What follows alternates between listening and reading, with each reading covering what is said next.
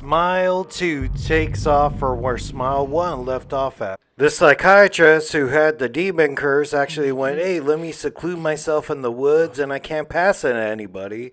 But it also tricked the ex-boyfriend detective, Kyle Gallner, who was helping her out the whole time, to come down the woods and meet her. And then she got the smile thing and the demon lit her on fire and he witnessed it. Now he's got it. His plan to beat the demon is a little bit different. He's heard from that prison guy, unalive somebody in front of a witness, and then they got it, you pass it on. He's trying to do that like a Batman way. He's like a vigilante trying to kill drug dealers.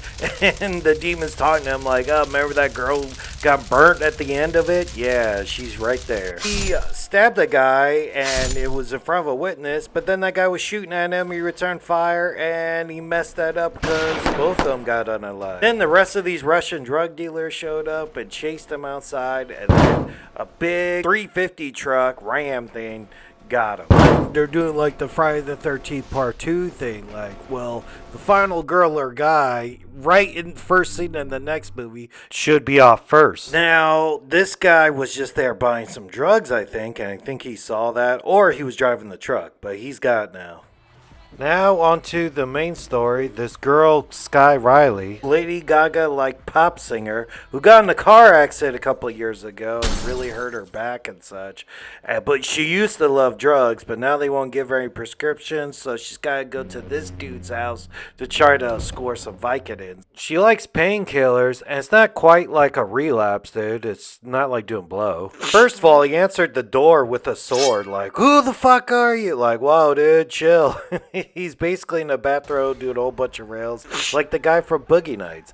And then he's like yelling, like seeing shit, and you're like, what is he saying? She doesn't know anything yet. And then it's like, then the guy's on the ground. It seems like this is the ending phase of the curse, because it seems to like go down your throat and your mouth, and then the smile happens. Then you're totally gone. That's it for you. I think the only way to not get the curse right here is don't look at him. So he picks up one of the big like 45 plates and boom, keeps on doing it. Face is all mush. He falls down to the ground.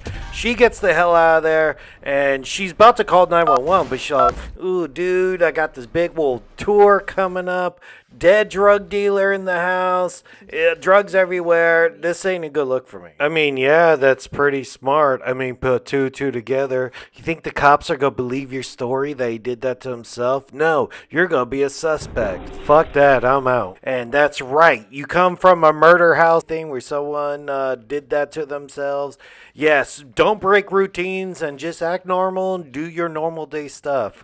This crazy Asian guy shows up to you like, is that a demon? Or she just gets crazy fans like that anyway.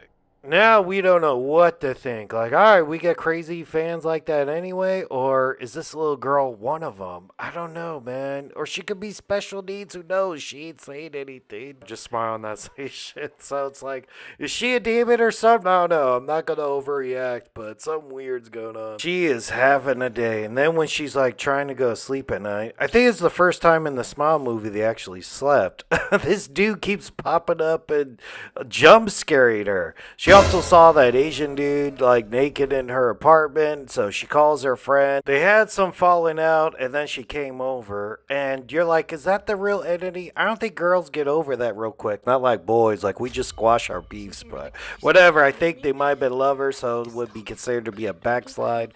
She's like talking to her. That smile thing comes up, like, are you cool? Or yeah, smiles don't even do it anymore, so this demon's all, headlights! The headlights come out of her head, that's totally like the car accident she went through. Brilliant. And this girl got some work ethic, dude. Like, I would already call off everything, fuck everything I have to do. Keeps on going to work, keeps seeing ghosts. This unknown caller's hitting her up like, hey, my brother got killed by this thing, and I think I have a plan to try to save you. I stop your heart, and then I hit you with an adrenaline shot. You come back to life like Uma Thurman in Pulp Fiction. She's all, no, dude, I'm not going that extreme. She's still showing up to work. She gives a speech at this thing and accidentally says her dead boyfriend's name, Jack Nicholson's son. And then he shows up. He goes on stage with his brain hanging out. And you're like, oh, my God. I'll count that here because we actually see it. She still goes home again like you're gonna get any sleep, dude. You're seeing ghosts all day. Like the ghosts are gonna stop all of a sudden. Every single ghost is at their place smiling, attack her, give her a concussion. She's in the hospital. Her mom is there. Her mom turns into one of the smiley demons too. There's a bunch of cuts. She's dead. And then she runs out of the room and goes, oh my god, I'm covered in blood. Everybody sees her. She gets a gun. She robs a car. She has probably like a 3-star wanted level right now. She's like, fuck it. Let's try the whole I might die thing and bring you back to life. He's like, we do it in a freezer to buy you like more time before like brain damage sets in. Blood's coming from the ceiling. I think it's like her past self, like in the car seat up above, falls on top of her. She goes, hey dude, I got you. I'm gonna take this drug right now. She takes it. It doesn't really do anything. At this point, you're like, what the hell is real? Cause she's dead, but she shows up in that clam on stage. She's performing.